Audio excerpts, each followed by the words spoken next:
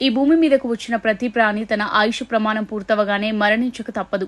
అలానే ఆ దేహం నుంచి వేరుపడిన ఆత్మ తన కర్మ ఫలాన్ని అనుసరించి మరో శరీరంలోకి ప్రవేశించి తిరిగి జన్మించక మానదు. నిరంతరంగా సాగే ప్రక్రియ అంటే దీని ప్రకారం చూస్తే మరణం తర్వాత శరీరం దహనమైనా కూడా ఆత్మ ఇంకా మనుగడలోనే ఉంటుందన్నమాట.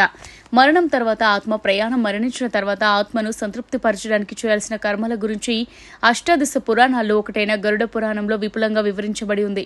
ఒకరోజు విష్ణుమూర్తి వాహనమైన గరుత్మంతుడి దగ్గరికి వెళ్లి, స్వామి, ఈ భూమిపై పుట్టిన ప్రతి జీవుడు తన ఆయుర్దాయం పూర్తయ్యాక ఏదో ఒక రోజున మరణిస్తాడు కదా, మరి ఆ జీవుడు బ్రతుకున్నంత కాలం అతన్ని అంటుపెట్టుకుని ఉండే ఆత్మ దేహం పడిపోగానే తనకు ఆ దేహంతో ఏం సంబంధం లేదన్నట్టు తన మానాన తాను వెళ్లిపోయి వేరే దేహంలో ప్రవేశిస్తుందా? ఆ ఆత్మకు తాను ఇప్పటి వరకు ఉన్న శరీరం పైన, తన కుటుంబ సభ్యులపైన మమకారం ఉండదా అని అడుగుతాడు.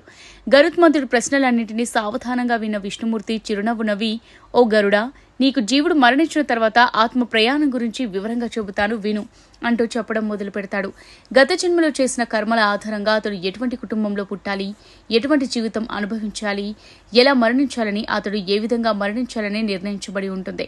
లేక ఆత్మహత్య చేసుకోవడం వల్ల అతనికి మృత్యువు సంభవించగానే ఆ జీవునికి కేటాయించబడిన యమదూతలు ఉండే ఆత్మను శరీరం నుంచి వేరు చేస్తారు. ఇలా చేసే సమయంలో తన వద్దకు వచ్చిన అమ్మబడులను చూసి ఎంతో భయపడిన ఆత్మ ఈ పాంచభౌతిక శరీరం మీద ఆశ చావక తాను ఈ దేహం విడిచి రాలేదని, ఇంకా మమకారం తీరలేదని, తనను ఎక్కడికి తీసుకెళ్లొద్దని వేడుకుంటూ ఉంటుంది.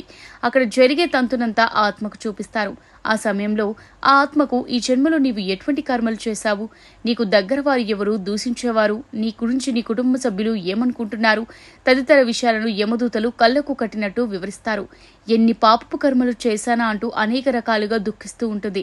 ఈ సమయంలో తన కోసం తన కుటుంబ సభ్యులు ఏడవడం చూసి తట్టుకోలేకపోయిన ఆత్మ తన వారందరి చుట్టూ తిరుగుతూ పెద్దగా అరుస్తూ శబ్దాలు చేస్తూ ఉంటుంది.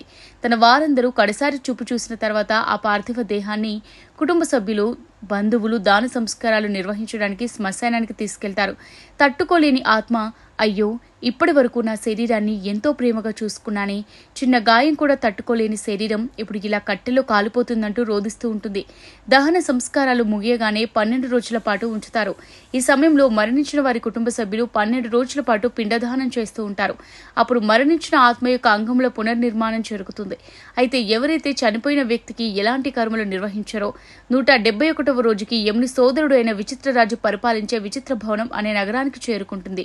ఈ నగరానికి ఆనుకునే వైతరణి నది ఉంటుంది. నరకంలోకి ప్రవేశించాలంటే ముందు ఈ వైతరణి నదిని దాటాల్సి ఉంటుంది. ఇక్కడ ఆత్మకు తాను ఈ జన్మలో చేసిన పాపాలను అనుభవించడానికి వీలుగా ఒక యాతన శరీరాన్ని ఇస్తారు, కానీ భస్మం కాదు. ఈ యాతన శరీరంలో జీవిని ప్రవేశపెట్టిన యమకింకరులు దక్షిణ ద్వారం గుండా యమపురికి చేరుస్తారు. జీవి మరణించినప్పటి నుంచి ఇక్కడికి చేరుకోవడానికి సరిగ్గా 361 రోజులు పడుతుంది. మరణించిన తర్వాత 361వ రోజు నుంచి 3 రోజుల పాటు సంవత్సరికాన్ని నిర్వహిస్తారు. విముక్తి లభిస్తుందని విష్ణుమూర్తి గరుత్మంతుడితో ఆత్మ ప్రయాణం గురించి వివరంగా చెప్తాడు.